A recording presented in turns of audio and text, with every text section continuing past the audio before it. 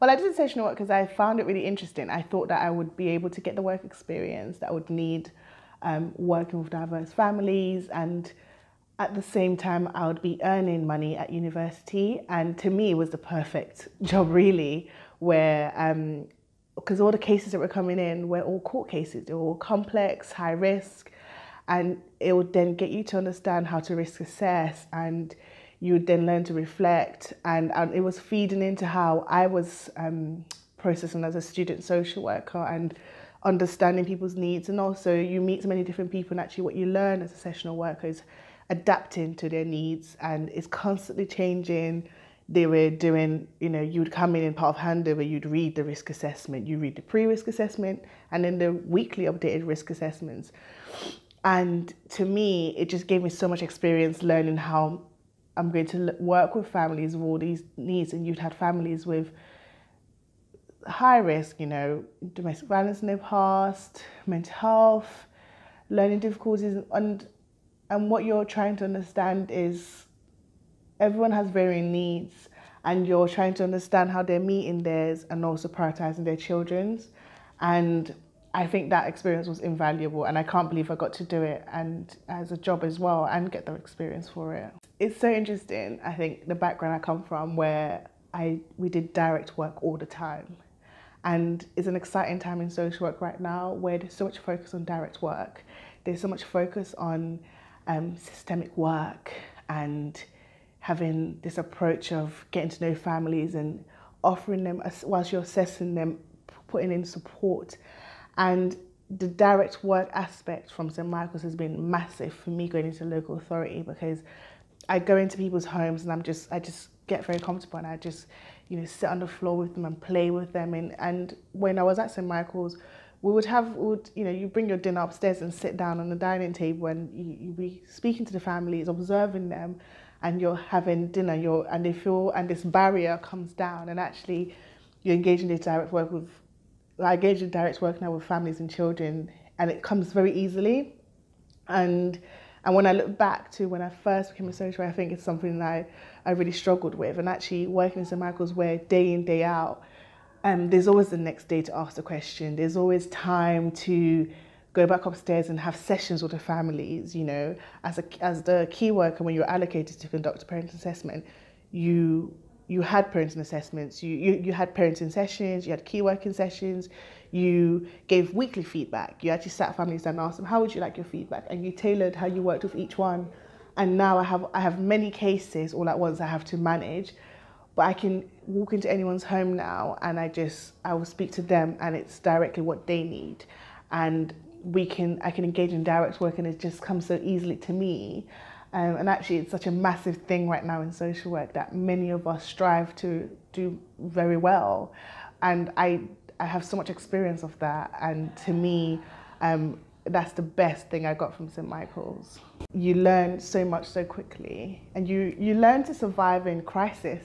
And when you become a social worker, crisis happens, and you have to constantly, you have to try to remain calm and all that. And actually, as a sessional worker, I experienced quite a lot of different situations, which really gave me resilience to whatever happens now. And now I feel, I did leave St. Michael's feeling prepared for whatever was out there. Well, to be honest, after I finished my first year as a newly qualified social worker, I felt like I was ready for anything. And that 1 year prepared me, of course, the sessional work, but also the 1 year of being an ASYE, and then a further year really gave me that experience to just think, you build so much resilience. Because the families you're working with at St. Michael's are, they're complex cases, but there's so much support also available to you. It's not that you're just out there. You learn to function in a team. You're not, just because you're sessional does not mean that you're not part of the team. You're an essential part of the team. And if anything happens, you're someone that they would call upon to offer additional support to the full-time members of staff.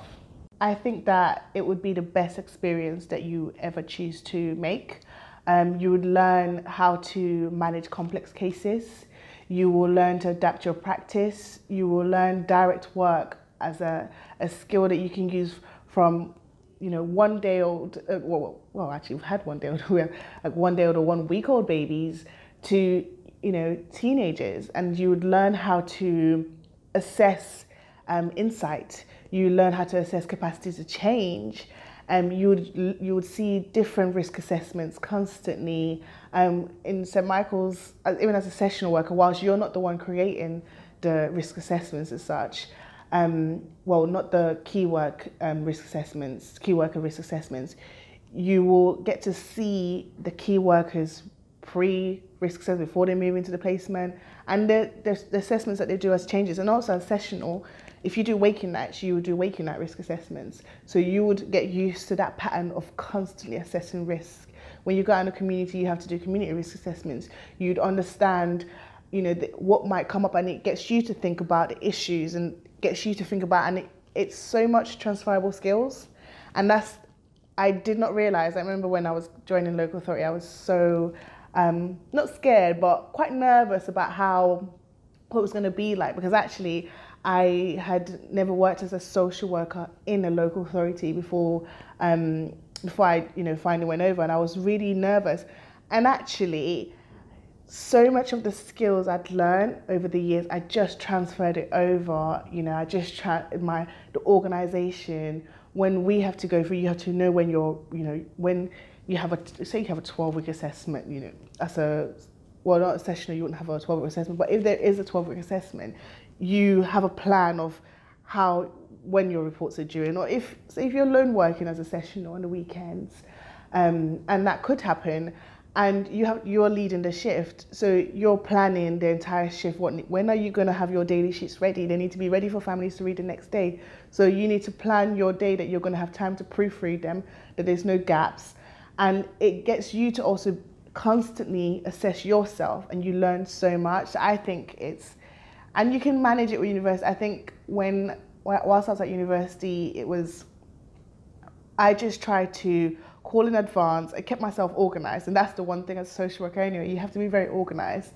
So if you know how many hours you want to work that month, you can call up in advance and say, I'm free on this time, I'm free. You can do a Friday night. If you experience it, do waking nights, do sleep-ins, do weekend shifts. It's very flexible. That's the thing. It's a 0-hour contract. You can work as much as little as you like. You can work weekends, you can work during the week. It depends on what your timetable fits in that situation.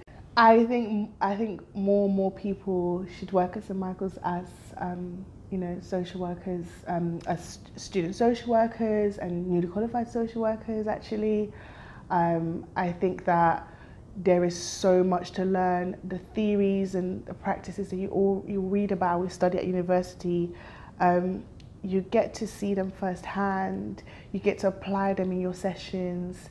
You get to build these relationships with families, and you get to have difficult conversations with them. You learn how to have difficult conversations and then still continue your shift with them. And I didn't think that's something that was possible, where I would leave a review where I've given feedback or advice or a decision that family has not really taken on well.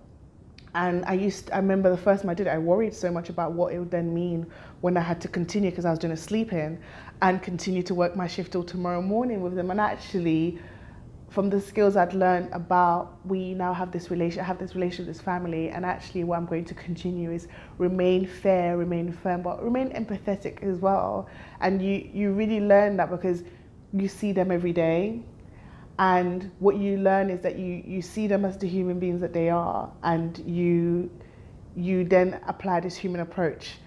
And it's the best skill I've had going in to the frontline child protection world, because actually I'm empathizing with these people, and I'm understanding what this means for them, and especially when you see how stressful it is, and you're not just in the court arena, you're not just visiting on this occasion or that occasion, you're seeing them raw as such. And so then when you then decide to move on and work in different capacities as a social worker, you pass on that skill, and so you meet families, you constantly stay in the loop, because when you're in a residential, you've learned to stay in the loop, even if you've gone on annual leave and come back, even if you're not doing the sleep-in this week, even if you're a sessional and you've gone for a week or two and you've come back, you learn to stay in the loop, because it's the culture that is in St. Michael's.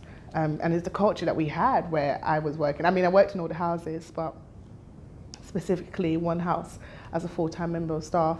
And you learn this culture, and it's the best skill you can have, and especially for direct work, it's the best place you can learn it. There's no other place you can learn to build relationships and form that foundation, assess risk, give people feedback, and manage it so well. Yeah.